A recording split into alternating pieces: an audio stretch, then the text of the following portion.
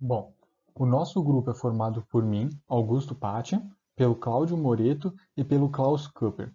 Nós vamos falar sobre o vazamento de fluxo magnético através de sensores Hall. Para entendermos como funcionam esses sensores, primeiro precisamos entender o que é o efeito Hall. O efeito Hall foi descoberto por Edwin Herbert Hall em 1879. Para entendermos como funciona esse efeito Hall, precisamos ver como é dentro de um condutor. Existe uma diferença de potencial que vai gerar uma corrente elétrica. Os elétrons se movem com velocidade constante e isso gera um campo elétrico no sentido contrário à corrente.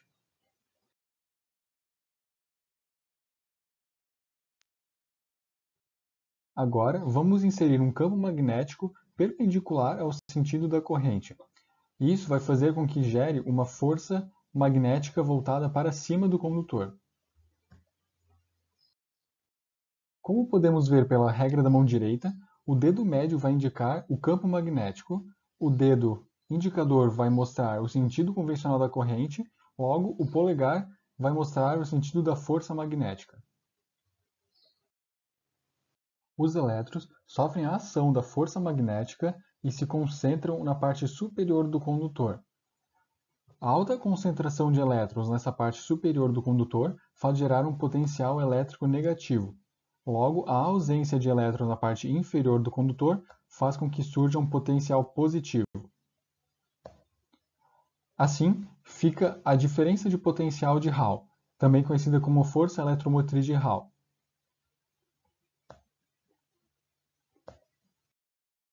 A força eletromotriz de Hall vai gerar um campo elétrico de Hall.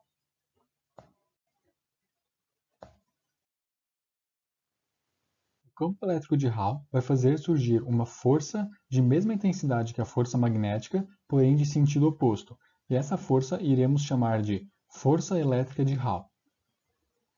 A velocidade dos elétrons se mantém constante.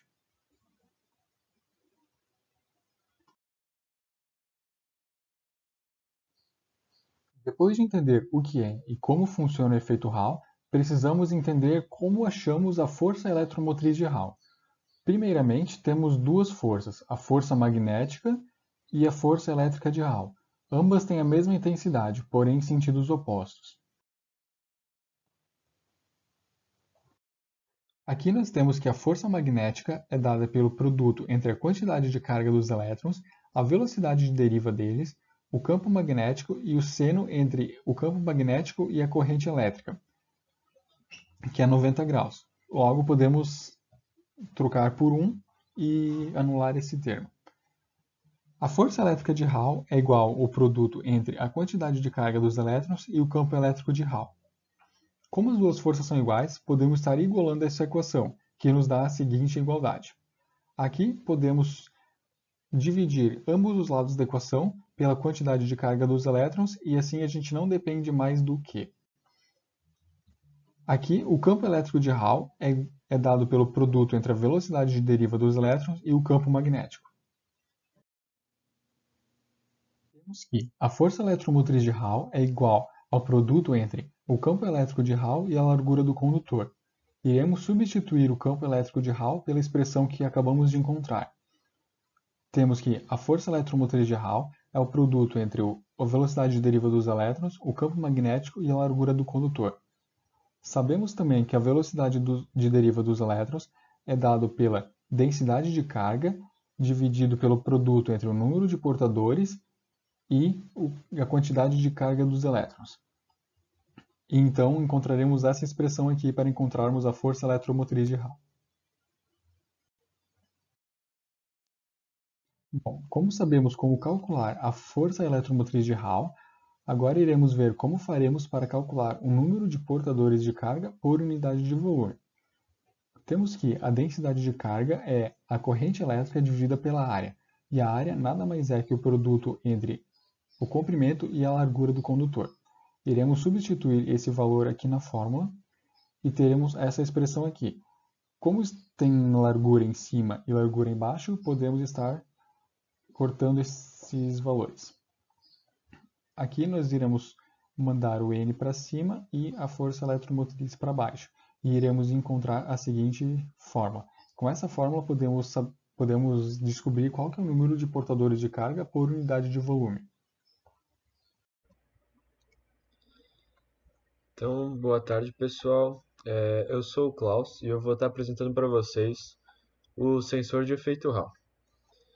Então, esse sensor ele é usado para detectar o nosso campo, né, do efeito Hall, campo magnético, e ele vai gerar uma pequena corrente toda vez que ele detecta o campo, né? E ele é muito utilizado principalmente com Arduino e esses microcontroladores para identificar se a gente tem um campo, né? Então, vamos lá. Deixa eu mostrar um pouco melhor para vocês. O sensor, ele, por ser um sensor assim que pode ser usado em muitas áreas, né? Tem diversas aplicações. Ele tem muitas variações dele, né? Então, os parâmetros principais assim que a gente vê são o ponto de operação magnético, que é o valor a partir do qual ele detecta campo, né? Então, se a gente tem um campo muito baixo, tipo, talvez você não quer que algum outro material interfira, né? Se tu está numa indústria que pode ter vários materiais magnéticos, alguma coisa assim, ou, por exemplo, até de fenômenos naturais, o campo magnético da Terra em alguns pontos é mais forte, pode interferir, algumas coisas assim. Então, esse ponto de operação é a partir do qual o sensor atua, né? O ponto de liberação magnético, então, que é o ponto máximo de atuação dele, né? Então, ele só atua até determinada força. Pode ser útil se você quer detectar justamente um campo menor daqueles, né? Tu quer utilizar ele para fazer como se fosse uma pequena bússola, talvez. Existem sensores com essa precisão, e daí teria que ver ali, né, para não ter interferência de outros locais, colocaria esse limite e você poderia usar ele, sim. O ponto de esterese magnética. Esse de esterese, ele é como se fosse a diferença dos outros dois. Então é a faixa de atuação do sensor, né? Sensores maiores, se você quer uma variação muito grande, ou se tu quer, tipo, só saber, por exemplo, se o teu encoder, né, teu velocímetro está passando ali na velocidade correta, pode utilizar uma faixa bem pequena, né, que vai te dar pouca variação. É só falar dos tipos de sensor Hall para vocês. Então são 4 tipos, como eu falei, esse sensor, por ter uma atuação diversa, cada vez se usa um tipo, né? Então, o unipolar opera com campo magnético positivo, bipolar, qualquer tipo de campo magnético, então pode ser positivo, negativo, e também vale ressaltar que alguns desses, por exemplo, unipolar, normalmente você só vai conseguir detectar um campo gerado por uma máquina, né, ou por um material magnético, tipo numa indústria. Agora, o bipolar e até o omnipolar também, eles podem detectar campos mais variados, assim, campos naturais de ocorrência da Terra, ou alguma coisa, algum fenômeno astronômico, né? Tipo, esse tipo de coisa. Daí o omnipolar é muito parecido com o bipolar, também detecta nas duas direções, mas ele é mais na presença de um ímã. E o LAT, ele depois vai ter um gráfico que eu vou mostrar bem para vocês, mas ele basicamente detecta as variações e mantém o sinal, sabe? Tipo, se ele altera o sinal para positivo, ele vai manter positivo até que ele receba outra detecção de campo. Aí as aplicações do sensor Hall, né? Que a gente já começa. Então a gente tem aqui nessa imagem com uma engrenagem, né? Essa é uma das mais utilizadas, eu diria, até parecido com o do motor embaixo, que é assim, se coloca o sensor Hall e se coloca um material magnético, né, que tu quer saber a posição exata que ele está, por exemplo. Uma engrenagem, ou no caso do motor, saber tipo quantas voltas ele já deu, calcular a velocidade angular do motor. Esse tipo de coisa é um velocímetro pode muito facilmente ser feito utilizando o sensor Hall.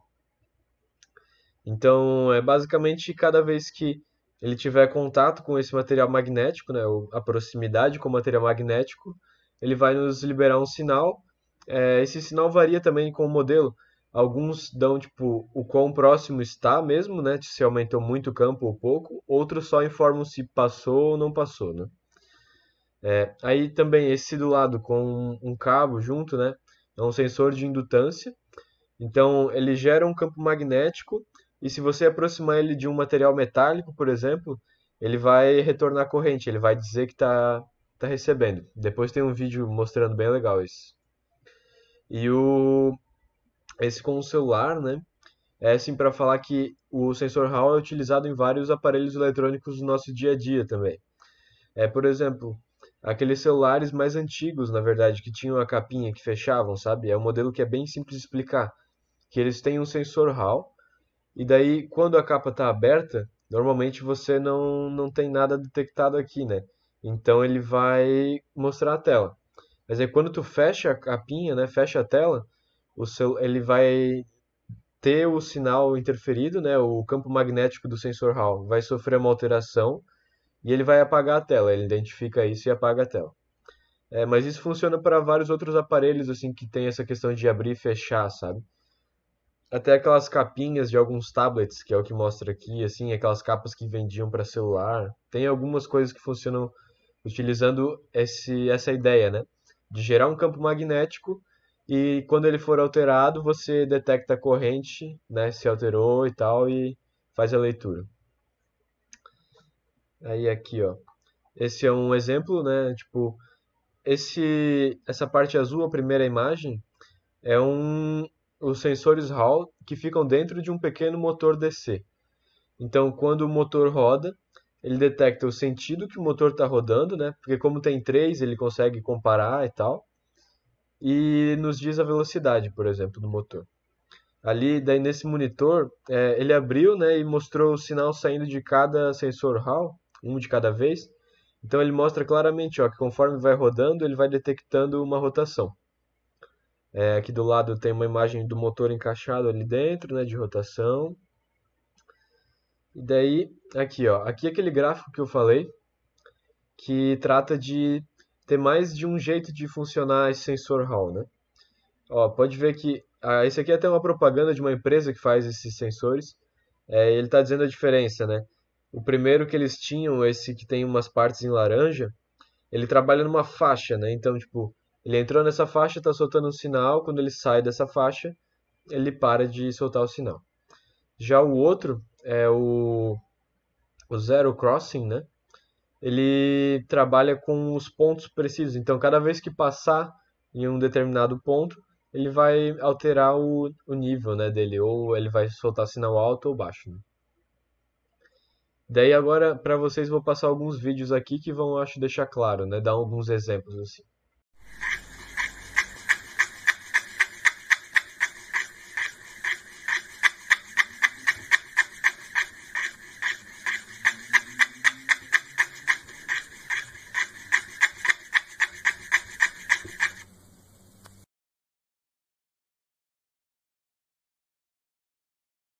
Entre o marrom e o preto eu tenho 0 volts. Quando eu aciono a carga do meu sensor, olha lá,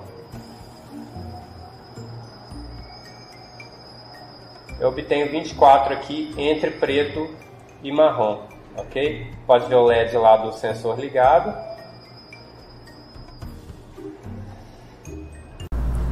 Bom dia, meu nome é Cláudio e dando continuidade à apresentação, eu vou demonstrar brevemente os conceitos de uma aplicação dos sensores do efeito Hall. Essa aplicação chama-se Magnetic Flux Leakage, ou MFL, que em português significa vazamento de fluxo magnético. Ela é uma técnica de ensaio não destrutivo, ou seja, onde os testes não destroem o objeto ensaiado e são utilizados para avaliar suas propriedades. Já em 1868, a British Naval Architects Association começou a usar a técnica de vazamento de fluxo magnético, e ela encontrou defeitos em tubos de aço através do uso de uma bússola. Ou seja, já se faz o uso do eletromagnetismo muito antes da sua completa descrição, né? E a descrição desses fenômenos do eletromagnetismo foi o que a gente viu ao longo desse semestre em Física 3. O MFL, propriamente dito, como a gente conhece hoje, ele se popularizou muito a partir da década de 60.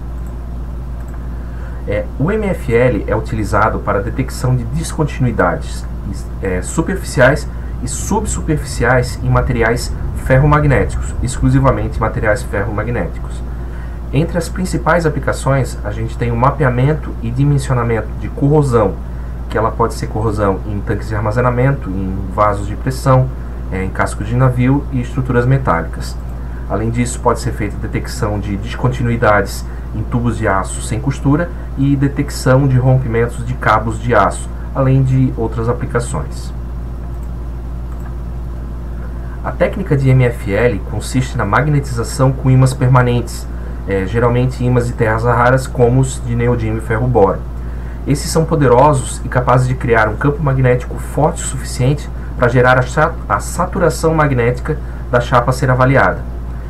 Com referência à saturação magnética, temos exemplificado na imagem à direita e abaixo, né, uma curva de esterese. A saturação pode ser observada na posição superior direita dessa imagem, né? A saturação magnética é o estado alcançado quando um aumento na aplicação externa de um campo magnético H não aumenta a magnetização não pode mais aumentar a magnetização do material, de modo que a indução magnética ou a densidade do fluxo no campo B fica limitada. O ímã tem polos e estes exercem forças de atração através do campo magnético. Conforme a imagem A nesse slide, as linhas de fluxo representam a força e a direção do campo magnético, onde as linhas densas, como pode ser visto na figura A1, implicam em um campo magnético com maior intensidade. Quando um ímã é colocado próximo a uma parede de uma chapa ferromagnética, a maioria das linhas de fluxo passa através da chapa, como a gente pode ver novamente na figura A. A parede da chapa sempre vai ser o caminho preferido do fluxo, porque ele é muito mais fácil de magnetizar do que o meio. Enquanto a maioria das linhas de fluxo se concentra na parede, algumas podem passar pelo meio circundante. Na figura B, temos um vazamento de fluxo ocorrendo em um defeito da chapa. Nessa região, uma clara perda de material, com a redução da espessura da chapa. O fluxo que deveria passar pela chapa, se essa não tivesse nenhum defeito, tem que ir para algum lugar. Quando o fluxo passa por essa área defeituosa, né, ele gera uma anomalia no campo. Parte do fluxo é transportado pela seção mais fina e parte vaza da chapa, dando origem ao nome da técnica. Os sensores devidamente posicionados são usados para medir o campo magnético adjacente à parede da chapa. O vazamento medido ele depende de algumas características, como a profundidade, o comprimento, a largura e o formato dos defeitos, bem como das propriedades magnéticas do material próximo. Geralmente, a medição dos vazamentos é feita por grupos de sensores montados entre os ímãs, como a gente pode ver na imagem com o detalhe em vermelho aqui na parte superior esquerda.